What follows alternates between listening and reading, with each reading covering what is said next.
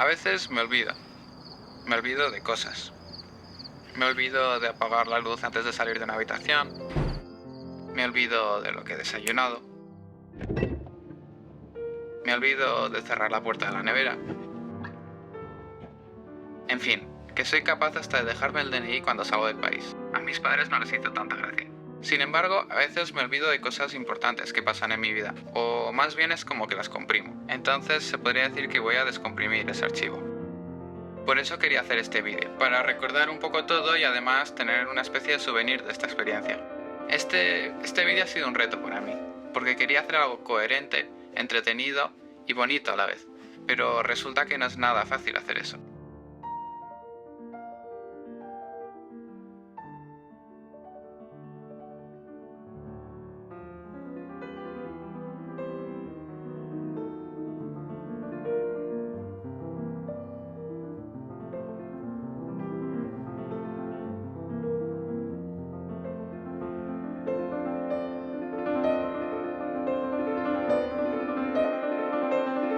Sometimes you gotta close the door to open a window.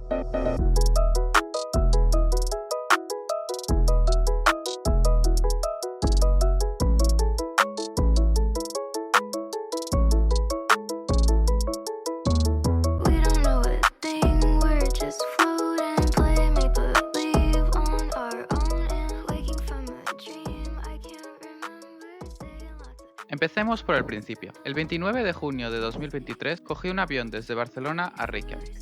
Y diréis, ¿así por la cara? Bueno, no exactamente. Siempre he querido ir a Islandia, así que cuando surgió la oportunidad de ir ahí para hacer unas prácticas Erasmus, me pareció la ocasión perfecta para visitar por fin el país, que por si no lo sabíais ya, es conocido por tener uno de los paisajes más variados y bonitos del mundo. Esperad, dejadme que os lo enseñe.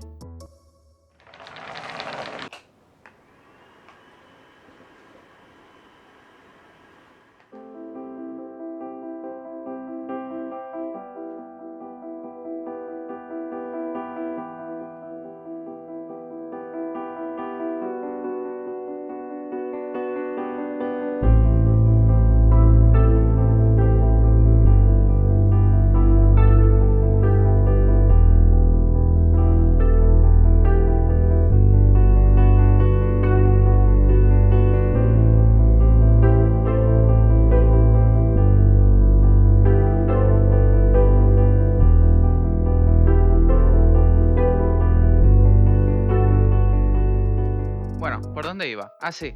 Aterricé en Reykjavik, la capital que está más al norte del mundo. Realmente no tengo nada interesante que contar sobre el vuelo en sí, pero estuvo bien. Me pasé casi todo el vuelo jugando a la Switch, así que las 4 horas y media se me pasaron bastante rápido. Las primeras personas que conocí fueron los miembros de la familia extremadamente simpática y generosa que me acogió en su casa, y básicamente me mantuvo durante 2 meses. Arnþór, Hulda, Anna y Thelma. Después de un fin de semana de caminatas por los alrededores de la casa, me dirigí por primera vez al lugar donde iba a estar haciendo las prácticas, las oficinas de la Universidad de Bifrost en Reykjavik. Conocí a todo el equipo, o gran parte, incluyendo a Oddbjörg, mi supervisora por así decirlo.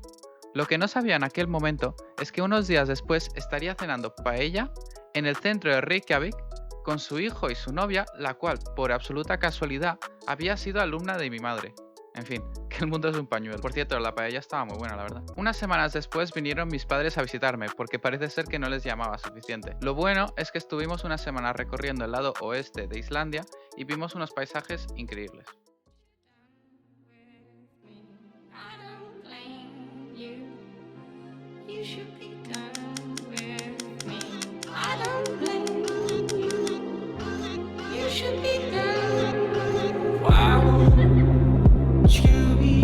Talk about it, or even hear about it, or even hear about it. Metro!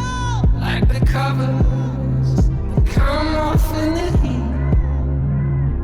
We don't have to lie.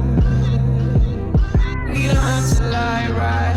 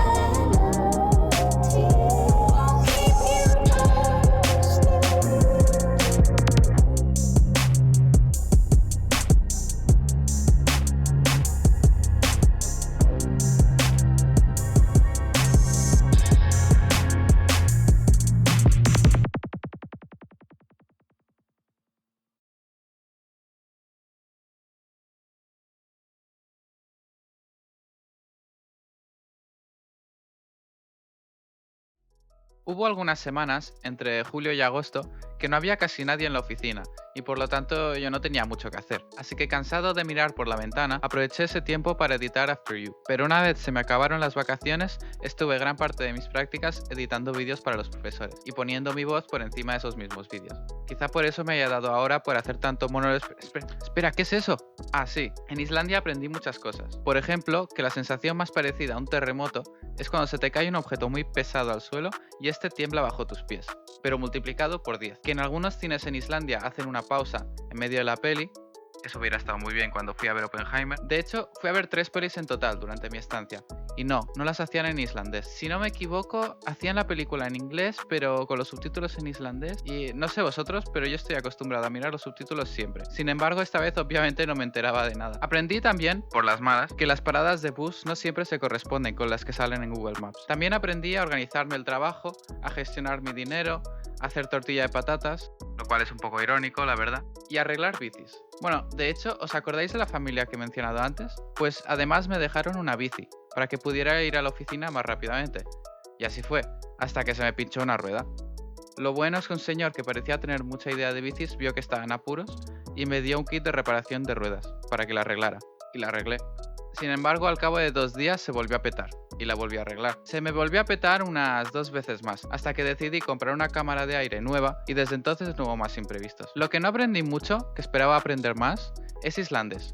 De hecho, si pudiera volver atrás en el tiempo, me apuntaría a alguna clase porque aprender por mi cuenta fue complicado, sobre todo cuando todo el mundo hablaba inglés perfectamente. También descubrí muchas cosas, como por ejemplo el skir, la skolap, el plokkfiskur, el cordero islandés, una especie de pollo con queso y tomate cuyo nombre no recuerdo, un plato de tiburón que se ve que solo los turistas se comen, la cerveza light.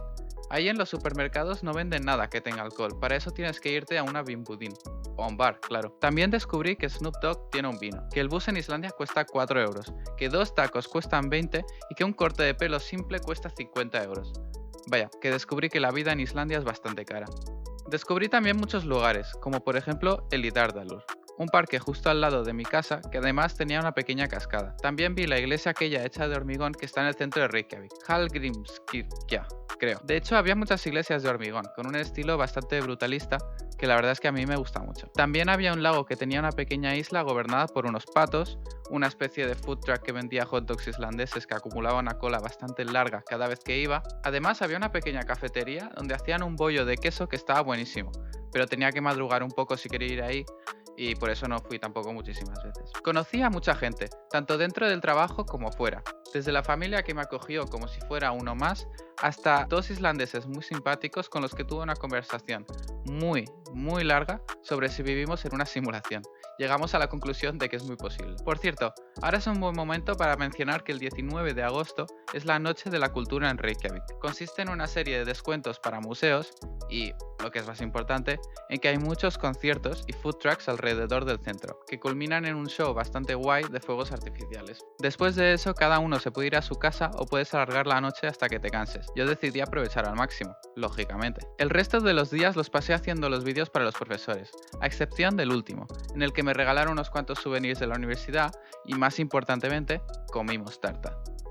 En conclusión, creo que 2 meses es la duración perfecta para un viaje de este tipo. No es tan corto que te quedas con ganas de estar más tiempo, pero tampoco tan largo que te habitúas a vivir ahí y luego cuesta volver a la realidad, por así decirlo. Esta ha sido una gran experiencia para mí.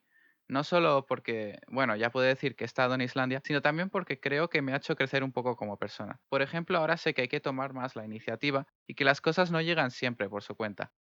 También diría que soy más autónomo, no económicamente hablando, tengo una visión más amplia y además mi currículum es ahora un tanto más chulo.